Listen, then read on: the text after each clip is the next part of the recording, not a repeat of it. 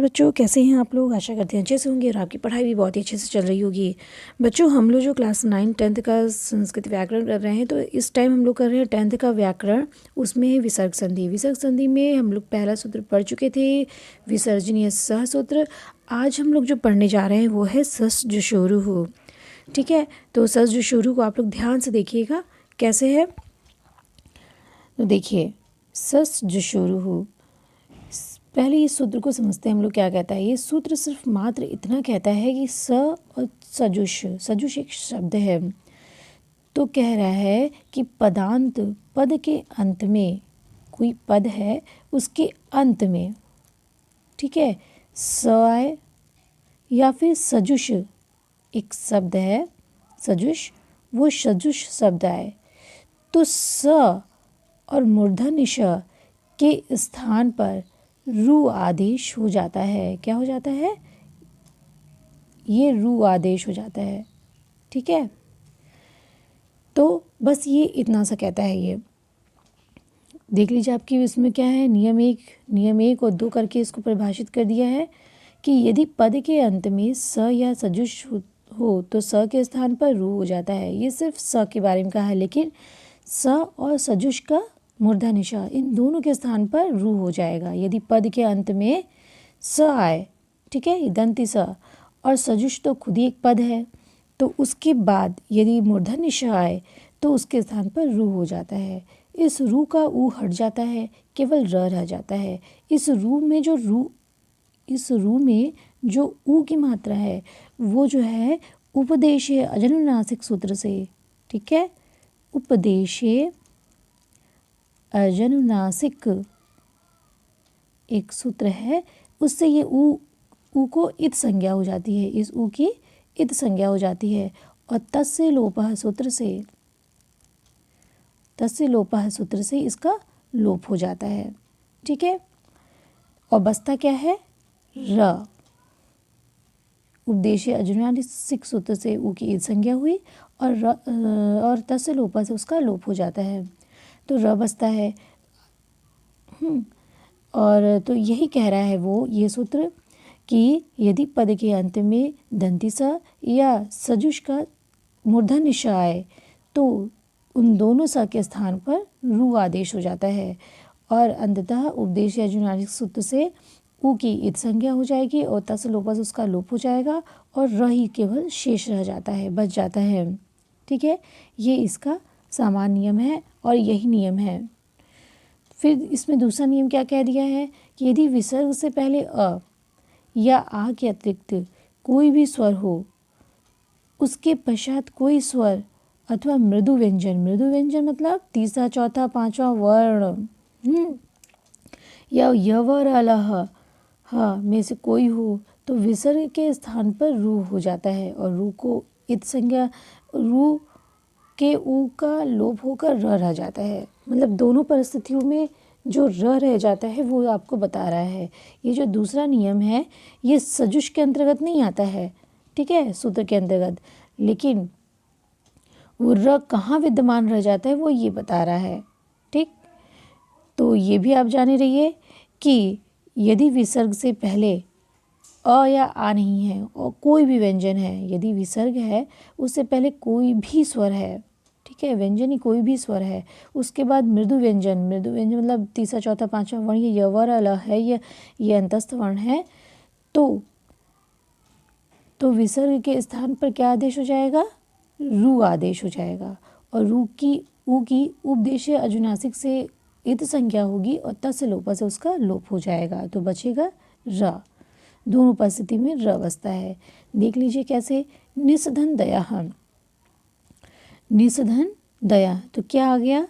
दंती स, ये क्या है? दंती स है, तो ये दंत स को क्या आदेश हो जाएगा? रू आदेश हो जाएगा। दंती स को रू हो जाएगा और रू की ऊ का लोप हो जाएगा, उपदेशीय अजनुनासिक से इत संज्ञा होगी और तस्य लोपः से उसका लोप होगा। जिसकी इत संज्ञा होती है उसका लोप हो जाता है, ये आप जान के रखिए। तो ऊ से की इत संज्ञा होगी उपदेशीय अजनुनासिक सूत्र से, और तस्य लोपः से उसका लोप होकर र बचेगा, तो क्या हो जाएगा? निस निर धन दयः, निर्धन दयः। तो हो गया। अभी र ये कहाँ जाएगा, द के ऊपर चला जाएगा। एक चीज़ और याद रखिए, र द के ऊपर चला जाएगा। एक तो र ऊपर लगता है और एक ऐसे लगता है, ठीक है ना। तो ये चीज़ याद रखिए कि जब भी कोई व्यंजन आए, हाँ, तो र ऊपर चला जाएगा, और कोई स्वर आएगा तो र नीचे आ जाएगा। ठीक, तो ये क्या हो गया है, निर्दयः। ये व्यंजन आ गया है द, इस वजह से र ऊपर चला गया, निर्दयः हो गया। ठीक है, क्या बन गया, निर्दयः। याद रखिए कि व्यंजन आने पर ये ऊपर आएगा और स्वर आने पर र नीचे चला जाता है। ठीक है, छोटी छोटी ट्रिक है, उसको याद रखा करिए। निस्धन आश्रितः, निस्धन आश्रितः, फिर से स आया, फिर उसके बाद क्या है, आ है। इससे कोई मतलब नहीं है, लेकिन स से मतलब है। स का किस में बदल जाएगा, रू में बदल जाएगा। स बदल जाएगा रू में, रू की इत संज्ञा हुई, बचा क्या शेष, तसलोप से लोप हुआ, फिर बचा र। ठीक, तो बन गया आपका निर, नि, और बाद में क्या है, ये आ है। ठीक है, आश्रितः, तो दोनों मिल गया, तो र में और र चूंकि अर्ध है तो आ मिल जाने से निराश्रितः बन गया। ठीक है, शिशुधन अपतः, शिशुधन अपतः। अब ये देखिए क्या है, विसर्ग के पहले क्या है, ऊ है। विसर्ग के पहले ऊ है, शिशु है ना। शिशु, जब आप शिशु को विच्छेद करेंगे ना हो तो आप करके देख लीजिए, एक ठो करना ही तो है। श, फिर छोटा ई, ठीक, फिर श, फिर ऊ, फिर विसर्ग। तो विसर्ग के पहले क्या है, ऊ है ना, ऊ। तो विसर्ग के पहले ऊ है और बाद में क्या है, आ है। तो यही कह रहे हैं कि विसर्ग के पहले ऊ है, बाद में आ है। तो वही कह रहे हैं कि मृदु व्यंजन है ना, मृदु व्यंजन, और बाद में इसमें ये भी नहीं लिखा है कि कोई स्वर हो, तो इसमें आप ऐड कर लीजिए कोई स्वर हो। तो ये विसर्ग किसमें बदल जाएगा, ये विसर्ग बदल जाएगा आपका रू में। ठीक है, रू में। तो यानी कि विसर्ग के बाद स्वर भी, स्वर हो या फिर मृदु व्यंजन हो, तो फिर क्या हो जाएगा, विसर्ग रू में बदल जाएगा। तो रू का ऊ की इत संज्ञा हो जाएगी, उसका लोप हो जाएगा, बचेगा क्या, र। ठीक है, बचेगा क्या, र। तो क्या हो गया, शी, शु, र। ठीक है, प्लस अपतत, प्लस अपतत। तो ये हो जाएगा र, र, र में अ मिल जाएगा, तो क्या हो जाएगा, शिशुर पतत, शिशुर पतत। शिशु गिरता है। कवि आगतः, कवि आगतः। अभी देखिए, अब यहाँ भी विसर्ग भूल गया है आपका, अब विसर्ग लगा लीजिए, कवि आगतः। अब विसर्ग के पहले क्या है, ई है, हाँ, और बाद में स्वर है। तो ई जो है, ये विसर्ग जो है वो किसमें बदलेगा, रू में, और रू का हो जाएगा र। ठीक है, रू का क्या हो जाएगा, र, और र हो जाने के बाद ये क्या हो जाएगा, क, वि, र, प्लस आगतः। अब जब आप मिला देंगे तो बन जाएगा कविरागतः। गुरु जयति, ये विसर्ग है, उसके पहले ऊ है, अ नहीं है, ऊ है। ठीक है, बाद में क्या है, ज है, व्यंजन है, हाँ, तृतीय वर्ण है ना, च छ ज। अब ये विसर्ग किसमें बदलेगा, रू, और बाद में र में। ठीक है, तो ये तो फिर क्या बन जाएगा, गु, रुर, जयति। जब आप इसको मिला देंगे तो क्या हो जाएगा, अब ये देखिए क्या है, ये व्यंजन है और र आधा है। तो व्यंजन जब रहेगा तो र कहाँ चला जाएगा, ऊपर, और स्वर रहेगा तो नीचे, तो गुरुर जयति, भानु उदेति। विसर्ग, विसर्ग के पहले क्या है? ऊ है, और विसर्ग के बाद क्या है? ऊ है। इससे तात्पर्य नहीं है, स्वर है ना। तो विसर्ग ये ऐसा मत समझ लीजिएगा कि इसके पहले ऊ है इसके बाद ऊ है, कोई मतलब नहीं बनता। अ नहीं होना चाहिए विसर्ग के पहले। तो ये ऊ है और ये इधर ऊ है। विसर्ग किस में बदल जाएगा? रू में, और रू हो जाएगा र में। ठीक है, ये देखिए र में। ठीक है, इसको कट कर दीजिए, ये र में। तो बन जाएगा आपका भानु र, फिर उदेति, भानु र उदेति। तो क्या हो जाएगा? र है और ऊ है, र और ऊ दोनों मिल जाएगा तो क्या बनता है? रू। भानुरु देति, भानुरु देति। रात्रि गच्छति, रात्रि ही गच्छति है। विसर्ग के पहले क्या है? ई है, बाद में क्या है? ग है। ठीक है, द्वितीय वर्ण है। अब विसर्ग किससे बदल जाएगा? रू में, रू का र में। ठीक, रू का र में। तो क्या बन जाएगा? रात्रिर, रात्रिर गच्छति, रात्रिर गच्छति। अब ये क्या है? व्यंजन है। अब व्यंजन होने के कारण ये र कहाँ चला जाएगा? ऊपर। ठीक, तो बन जाएगा रात्रिर गच्छति। ठीक, अब मेरे ख्याल से आपको समझ में आ गया होगा। तो चलिए ये देख लीजिए इसका अभ्यास। हरि जयति, हरि ही जयति है, ये विसर्ग है। विसर्ग के पहले ई है और उसके बाद क्या है? ज है।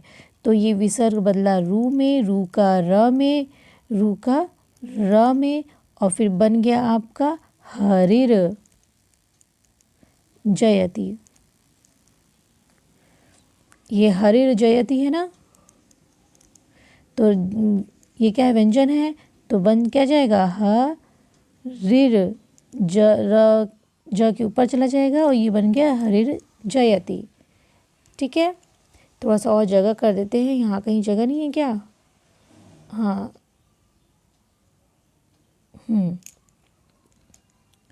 अब ये देखिए क्या है? साधु भूषणम, साधु भूषणम।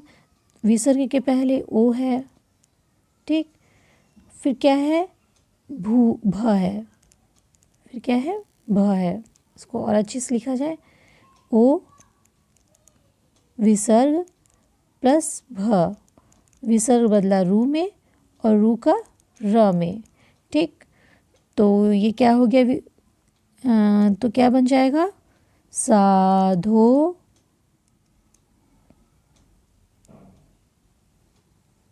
इसको कट कर दीजिए। क्या बन जाएगा? साधोर, साधोर भूषणम,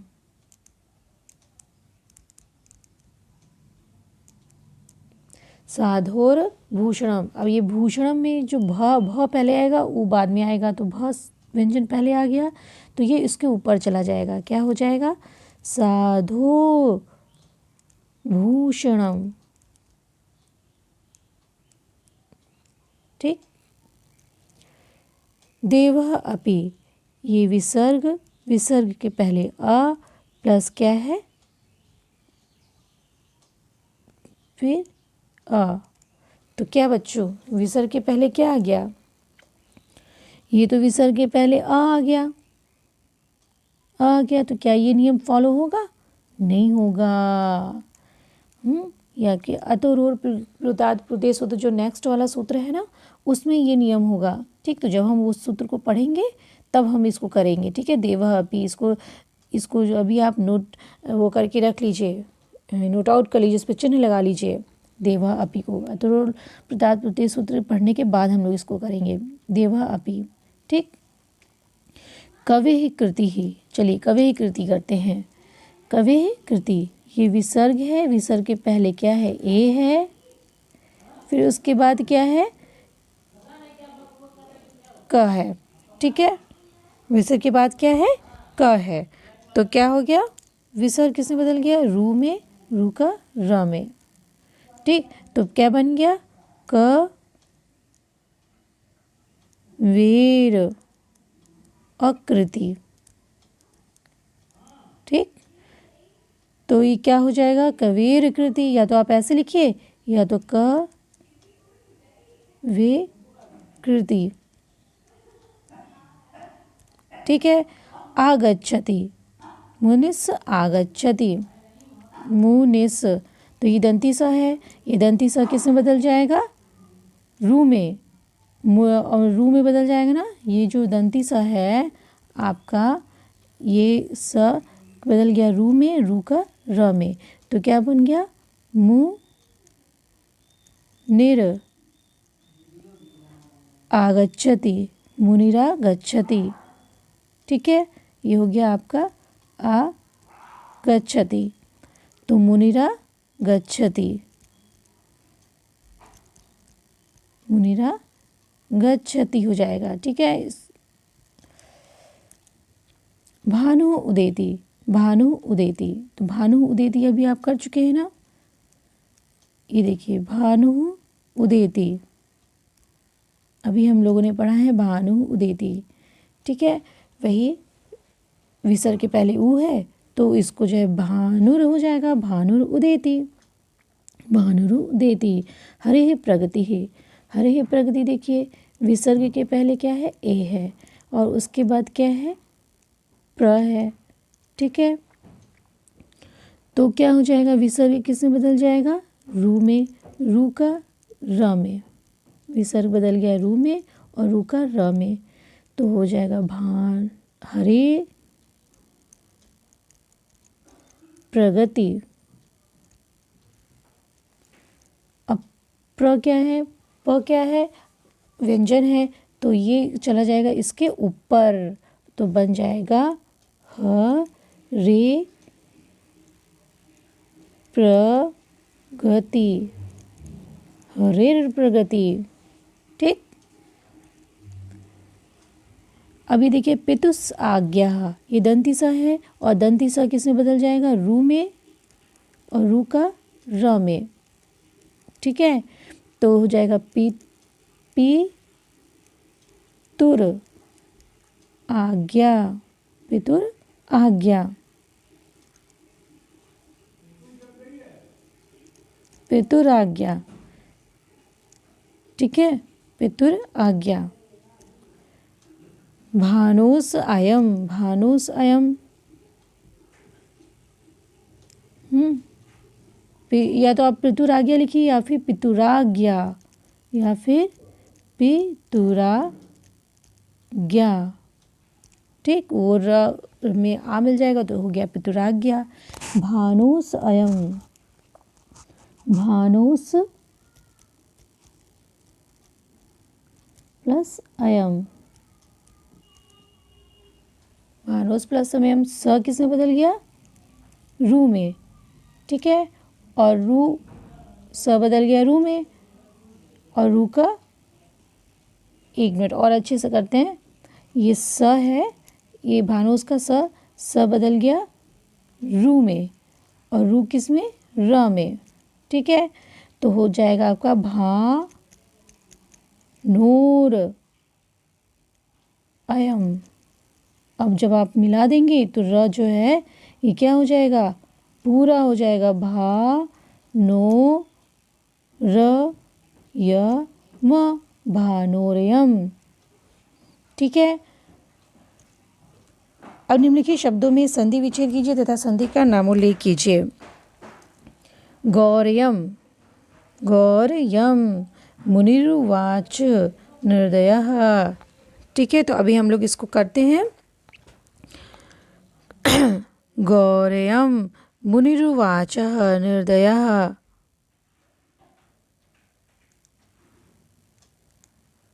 देखिए गौ, गौ,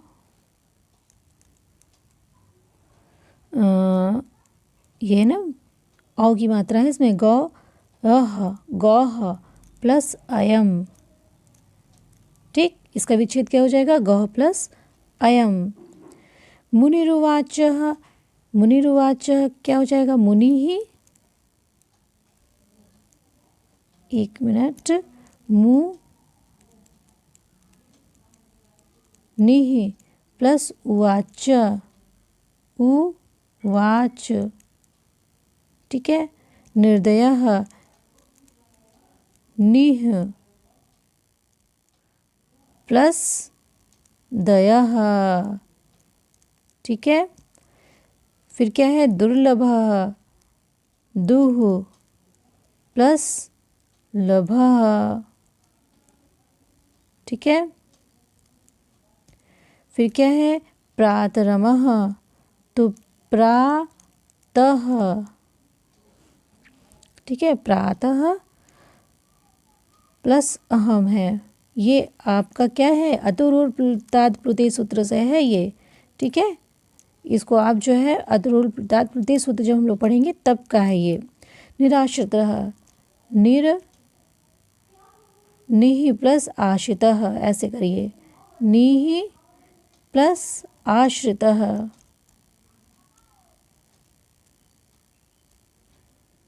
फिर हरेरिदितं, हरेः प्लस इदम। फिर देवे अपि, देवै, देवै, देवै है ना, देवैः प्लस अपि, देवैः प्लस अपि। प्रादुर्भावः, प्रादुः प्लस भावः, ठीक है। प्रादुर्भावः, कविः, कविः प्लस जयति। और क्या है? पार्श्वबद्धः, तो पा शयः प्लस बद्धः। आविर्भावः, तो आ विः प्लस भावः, ठीक है। अब क्या हो जाएगा? ऋषि वदति, ऋ षि, ऋषिः प्लस वदति, ऋषि प्लस ये आप वदति लिख लीजिए, ठीक है। फिर है हरिर आगच्छति, हरिर, ऐसे नहीं करेंगे हम लोग, कैसे करेंगे? हरिः प्लस आगच्छति। कविः आगच्छति, फिर क्या है? कविः आगच्छति, तो कविः प्लस आगच्छति, ठीक है। कविः आगच्छति हो गया, ये हो गया आपका अभ्यास हो गया। अब नेक्स्ट वीडियो में हम लोग पढ़ेंगे इसका नेक्स्ट सूत्र अतुरोर प्लुतात् प्रत्यय सूत्र, ठीक है बच्चों। तो ये वीडियो पे बहुत अभ्यास करिएगा आप लोग इस संधि पे, और वीडियो कैसा लगा ज़रूर बताइएगा, और अपने दोस्तों को भी ज़रूर शेयर करिएगा। अच्छा लगा हो तो लाइक कर दीजिए, और अभी तक आपने सब्सक्राइब ना किया हो तो उसको सब्सक्राइब कर दीजिए। मिलते हैं अगले वीडियो में।